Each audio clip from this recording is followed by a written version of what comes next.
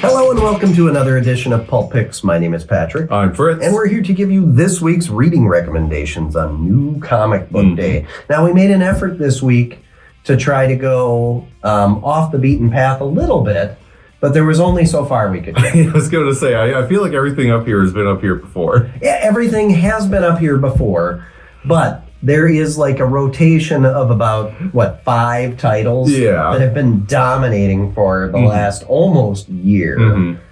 6 months for sure. Yeah. But so we tried to expand the field a little bit without... Yeah, well, I don't want to give too much away. Why don't you just tell us what your pick is? So my pick is issue 2 of Metamorpho, the new series from DC. Obviously, issue 1 got up here, but this is kind of a new series, so we'll give this one a pass. Anyways, this issue is very much, you can kind of tell from the cover, Sapphire focus issue, where she's dealing with, her whole thing is like, she's kind of this like big like media online personality. She does like a lot of music and that. And she's kind of dealing with not being like as relevant anymore. She's very perturbed about having to share their living space with the Element Woman. Because who showed up last issue. Yeah, who's constantly kind of like hitting on Metamorpho, but he's just like, I've only got eyes for you. Yeah. But yeah, so there's all that. And then she's got this new rival kind of in the music scene that is, without kind of like going into too much detail, without giving away like what this issue is really about, seems like very much like kind of like retrograde, but is like repackaging like a bunch of pop hits. What's old is new again. Yeah, and a lot of this issue is kind of dealing with like weaponizing nostalgia and who they have doing it. You find out like within like the first like 2 pages, but like I don't want to give it away because I was very happy to see this character show up because they were recurring antagonists in a certain DC cartoon, and if you were like me and grew up watching this cartoon, you won't be surprised to see them show up in a story that's about like what's old is new again. Like it's you'll go mad. I'll say that. But they were a lot of fun. I love. If you told me that Java would be one of my favorite characters in this book, I wouldn't believe. But like, I love a lot of their color commentary on like, because they're being like the caveman just thrown into this world. He's just like doesn't really understand a lot of this stuff, so he's just kind of like having to like go through it with us. Steve Lieber's art continues to just be like absolutely fantastic for this book. He's got this perfect like comedic tone that he brings to it that really fits everything well.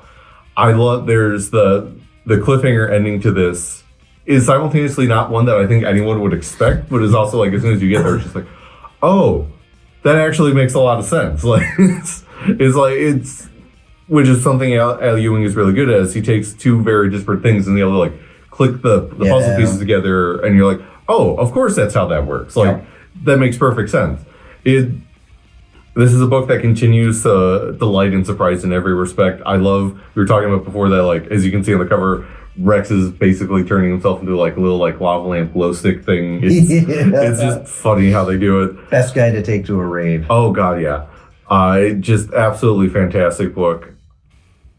Again, I think we talked about this on the previous issue. The fact that this is Ewing's first like major DC project that he's ever really done probably got a lot of people by surprise, but then you read it and she's like, oh no, this is like pure Ewing like strangeness. It fits perfectly.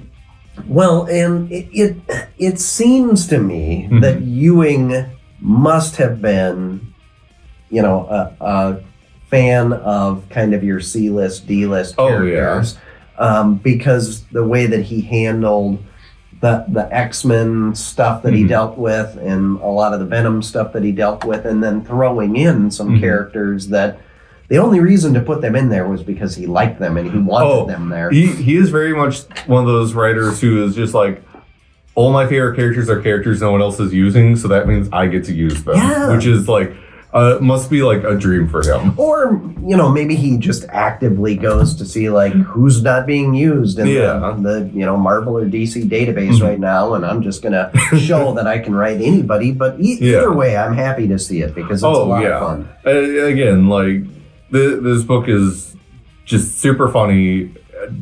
There's this bit where like, and it's very tongue in cheek about a lot of its humor too. Like, you're supposed to kind of like eye roll it like the way a lot of people talk in here. Like, yeah, just the way he kind of just pokes fun at that. It's like there's that one point where it's just like someone's like, I declare rave dead and your hat out of style. And like it's very clearly supposed to be like making fun of them talking like this. Yeah, and it's like it's a great little bit.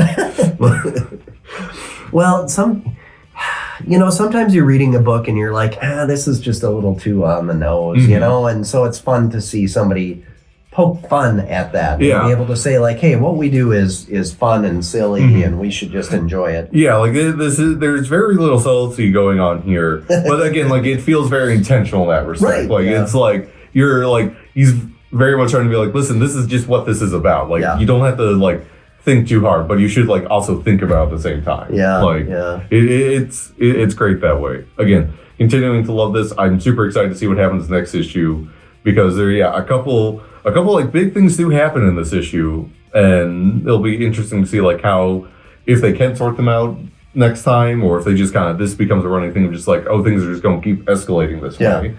Well, let's also keep in mind that Al Ewing is the person who wrote the really dark Immortal Hulk book. Yeah, like which was like it had humor, but it was very dark humor. Yeah, I don't expect this to have like a huge tone pivot, but we've already seen in the first two issues that it is very willing to play into some of the body horror aspects of someone who's just made up of a bunch of random stuff. Like he'll like every so often he's just kind of like Milter. Yeah, like me too. I feel like that more and more every day. But no, this is a new series from DC that continues to wow. But you have a new series that's been wowing us for a bit from Marvel. Yeah, well, I mean, it's one of their major characters, but I went with Iron Man number 4, and I don't think that this has been up here since number 1. Yeah, issue 1 got up here, but I don't think we picked the other ones. I think we honorably mentioned them, though. Right, yeah. So, Ackerman is writing this, right? And so it's kind of a much lesser known team on this book. Yeah, because is it Javier Pina that's doing the art? Yep, and then, let's see, because of course they don't put the splash page right away. Yes, yes, and then Alex Sinclair on colors. Yeah. So there's been so much going on with Tony, and I think last time we talked about how the previous volume was really more X-Men centric than it was Tony centric. And Tony's off doing all the other stuff that Tony's always doing, but in this book, again, Tony has hit rock bottom. But this time, the whole series kind of started with him just getting beaten down physically. So he's physically recovering.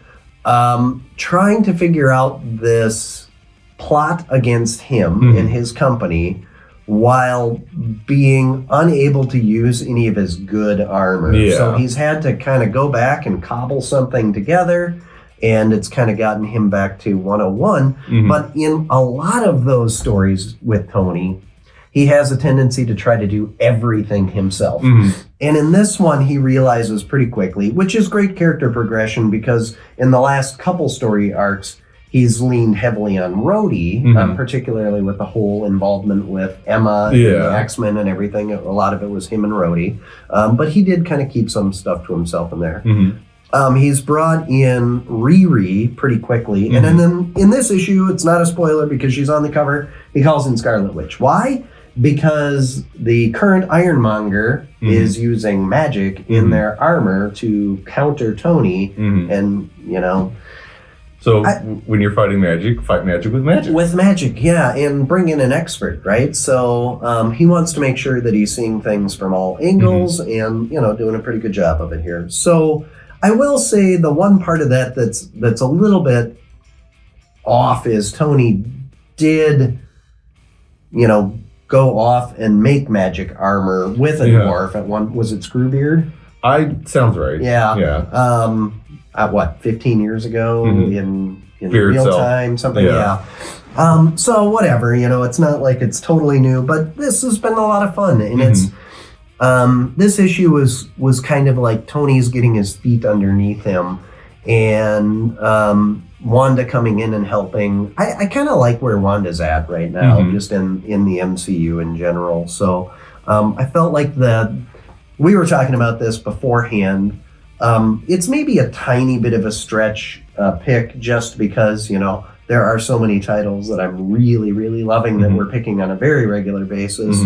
But it feels like this creative team is starting to really click. Yeah. Like they've got a lot of potential. So, yeah, like the first like issue or so was very much like Ackerman kind of like having to like set up his like board, like getting all the pieces on there. And then like each issue, I really enjoy, because I've been taking a peek at this, I've been enjoying like how he's been really exploring like how Tony's dealing with this on multiple levels. Like there's a bit in, I think it's like issue 2 where he gets like attacked by a telepath, and you just see him going through all this stuff, like reflecting on a bunch of his different relationships. Like there's a lot of really good character work going on with that, on top of him getting to do stuff like beat someone with a giant sword. Yeah, and I think it was issue 3 where they're having the board meeting to sell Stark Limited to, what is it, AIM and Roxxon or something. Yeah, they're like thing. So, and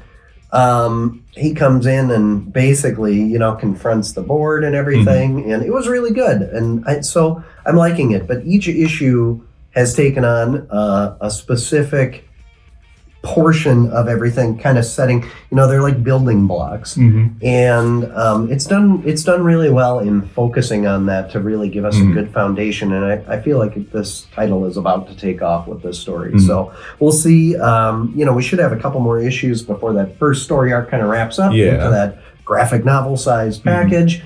And then, I'm really excited about that second phase of it too. So especially because it looks like second phase is going to be dealing with a bunch of the One World Under Doom storyline coming up. Yes, which is heating up, and there was quite a bit of stuff referencing that this week as well. So, all right, well, this did not reference it at all. So what a terrible segue, because this is happening in a completely different reality. And it's probably at least contender for like the most like appearances on here. Yeah, well, so if we were going to say book of 2024 strong candidate for book of 2025, we would probably have to say Ultimate Spider-Man issue 13. I mean, like, we tried not picking you, but we just couldn't. Like, it would be just disingenuine, Yeah, because like we talked about, because like, and we'll get to that when we get to the honorable mentions. Like, there were a bunch of other good books that came out this week, and always come out every week, that an issue this comes out. But God, there's a reason it shows up here, and this issue is a great example that this is the start of a new arc. A bunch of stuff has happened. Like the second arc of the second arc that just wrapped up last month, like a lot of it was kind of like getting pieces like moved around on the board to set up this arc. And now that we're here, like you see instantly, like, oh, things have like changed drastically. Right. Well, and you in that you feel that way because the last issue ended on a big cliffhanger. Yeah. So we get kind of a quick explanation of what all was going on there. Yeah. And then we see what was happening behind the scenes that we didn't know was going on. Yeah. And there's so much to talk about this issue. Or underground that we didn't know was going on. Well, one of the things to get to it first, I think the thing that I maybe enjoyed most about this issue is this is the first one that like really kind of delves into a lot of the interpersonal stuff going on with the various like Sinister Six members.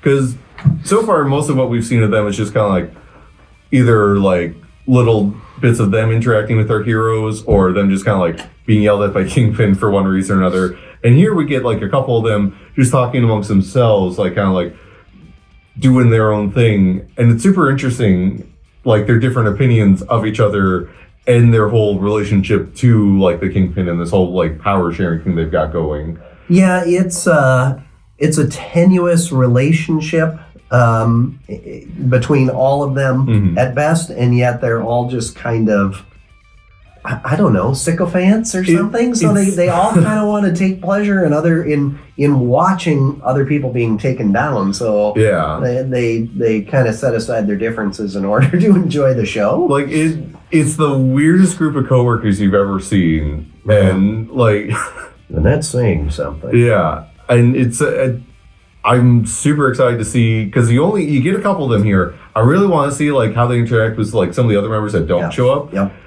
Because like the ones that we see here, because it starts off with kind of like two of them having this whole conversation. Like one of them's asking a favor of the other, and he's like, I don't know, let me think about it. And then like another one shows up, and she's like, why are you here? Like they're both kind of mad about it first, but then they just kind of like roll with it. Like it's you very much feel like these are people who are kind of like used to dealing with each other, and they might be like tired of each other, but at the same time, it's just like, who else do you have to talk to in this line? Right, yeah. Like it's great stuff there. Literally a handful of peers that we have. Yeah. So again, Hickman does a really good job of kind of grabbing two separate concepts in the 616 universe and kind of mixing them up in a very interesting way. It was a lot of fun, and I kind of liked it. There's stuff that, like, in this issue, a lot of what they've been kind of building up with Peter's son Richard really starts to come into focus in a way where it's just like, you can go back to those previous issues now and be like, oh, obviously this is like where they're going with, like, it's because at the time it's just like, oh, this is kind of like an interesting little like storyline that we're putting him on, and then like you get to this and she's like, oh, okay, yep. Should have seen this coming. Yeah, it's like, but at the same time now it's just like, okay, but what happens now? Like, it's the thing of just like, the pieces are clicking into place, but then also you have the sinking feeling of just like, but there's more pieces, right? Like, we definitely haven't gotten like to the end of this. Like, there's still very much twists and turns yet to come, for sure. And the combination of Hickman and Coquetto on this book is just so perfect. Like, they are both made to tell Spider-Man stories. Like, it's just amazing. So I was having a conversation with one of my good friends recently where he was like, I know it's Amazing Spider-Man. It's my favorite title of all time, but I just can't do it anymore. I'm taking it off my list. And that's a big deal. And we've had a few people doing that. And I had the conversation with him last night, like, look, I know you haven't been reading Ultimate Spider-Man, which is mind-boggling because we carry so many copies and we sell so many copies. It's unreal that anybody who's regularly buying books here isn't picking it up. But I said, you're dropping Amazing Spider-Man because it just doesn't feel like it's doing what Amazing Spider-Man is supposed to be doing. It's just not, it's not wowing you right now, you know? And you can totally drop that book. In fact, I think if you don't like books, you shouldn't pick them up and read them. Yeah. Like, you know, like if you want something in particular, be willing to take kind of a half a step in that direction. I really pushed hard for him last night to give this one a try and pick up the first volume of the trade paperback, because this, it's definitely got some different, you know, notes and whatever from the OG Amazing Spider-Man, but it's getting so many of those threads that are so important to the character and the cast of characters that it scratches that itch. It just totally does. This is the Amazing Spider-Man book that I want right now. Yeah, but on those same notes though, like, it also isn't afraid to like kind of like try and push on things. Like, there's like, there's a thread that was started in the previous arc and is very much going to be at least a part of like the first couple of issues of this one, of just how far is Peter willing to go to like do what he needs to do in this universe. Like, it's not, because in the main universe it's not really a question that he has to deal with, because most things like either he can handle or he can get help from other people, where here it's just like all he really has is Harry, and Harry is going through his own stuff, so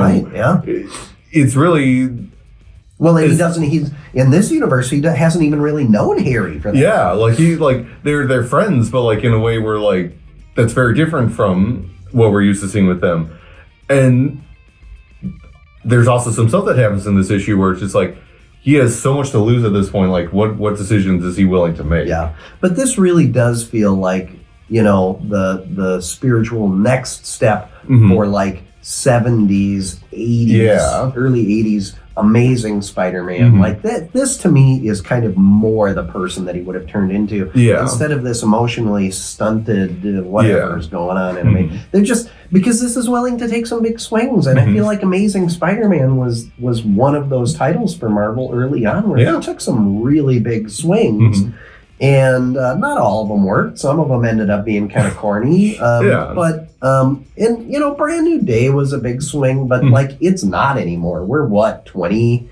Close to it. 20, almost 20 years almost 20. in, and it feels like all we've done is kind of regurgitate this concept over and over and over again. It's going to be really funny when the people who get mad about them not being married anymore hit a point where they've been unmarried longer than they were married.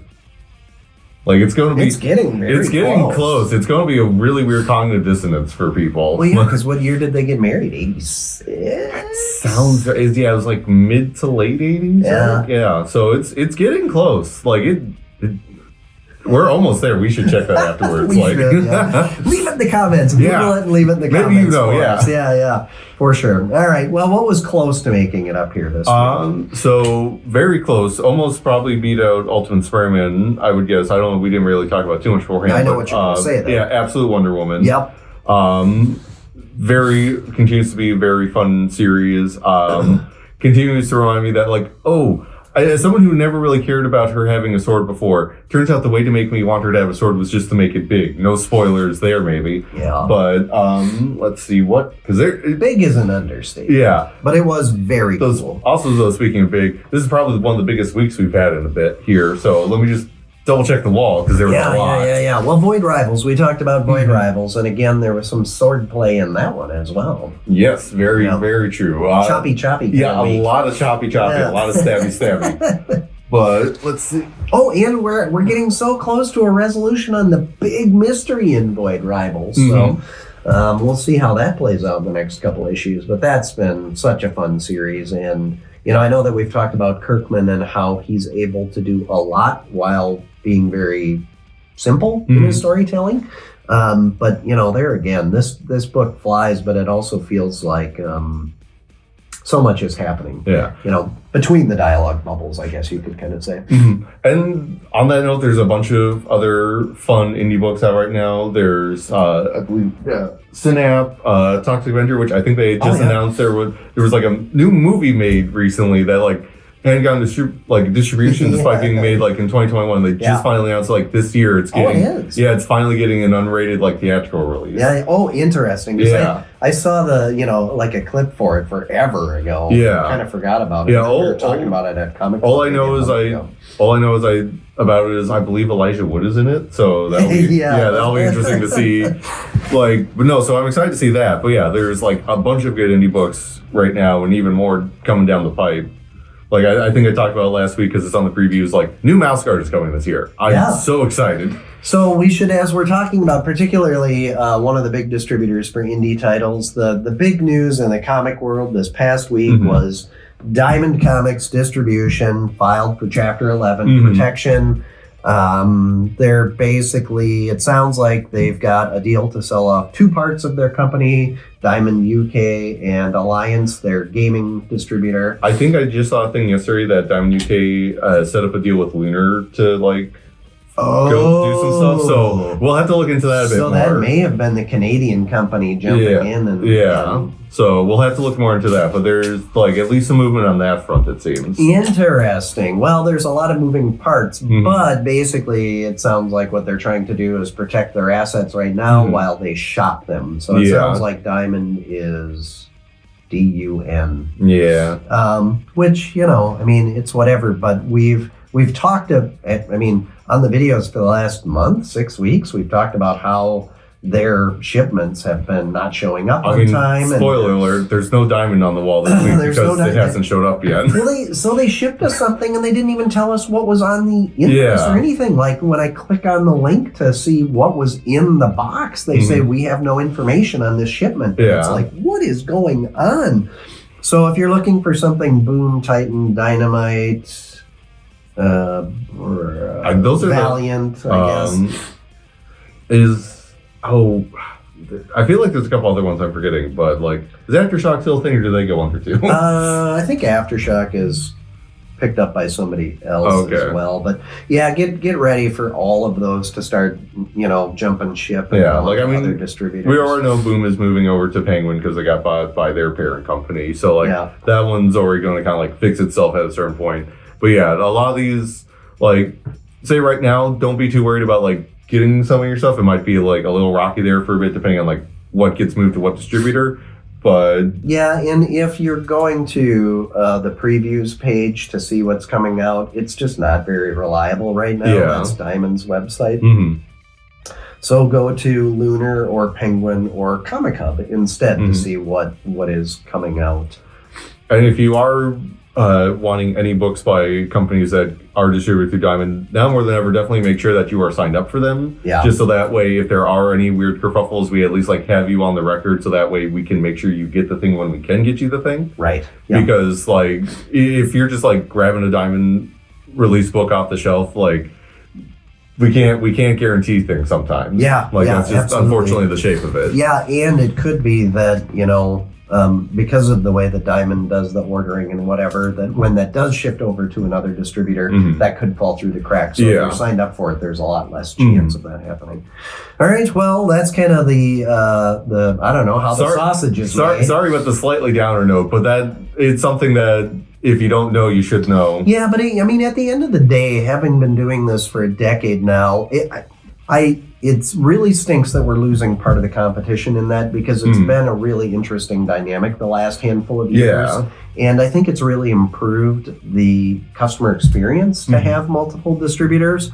But we're still going from what was a monopoly for like 20 years. Yeah. And not that Diamond didn't do a reasonable job, and there's plenty of Diamond fans out there, but there was a point where you would hit a wall on getting a response or a resolution to something, because where else are you going to go? Yeah. And now we are going to have two different distributors. Granted, they've drawn pretty clear line down which publishers they're dealing with, but they are still kind of pushing each other a little bit to provide better customer service and better pricing structure. And all in all, really, it ends up being a better deal for our customers. So, so that at least is an upside of all of this. Yeah. We'll still have two distributors at the end of the day. So, all right. Well, this is the point where we say be sure to like, follow, subscribe, comment, and share. Get into your local comic shop. Hopefully it's us, but if it's not, go support your local comic shop and pick up some physical copies of books and read them and enjoy them, and then put them in a bag and board and keep them safe forever and ever. I don't know. Yeah. Or you could be you could be one of those people, maybe not me, who knows, that just kind of puts them in a box and doesn't worry about it. Yeah. Dog-ear the pages that you want to go back to and read later. Some people are going to be so mad at me for that. or honestly, if you're not into the whole, collecting it for everything, give it to somebody else. Yeah. They can read it and enjoy it. Lots of cool stuff coming up this spring, so stay tuned. If you're not following and subscribe to us on the social medias or the YouTube channels or whatever, be sure to do so, because there's going to be lots of good stuff coming up. We will be back next week with even more picks, because there's new comic books every single Wednesday. And until then, enjoy the reading.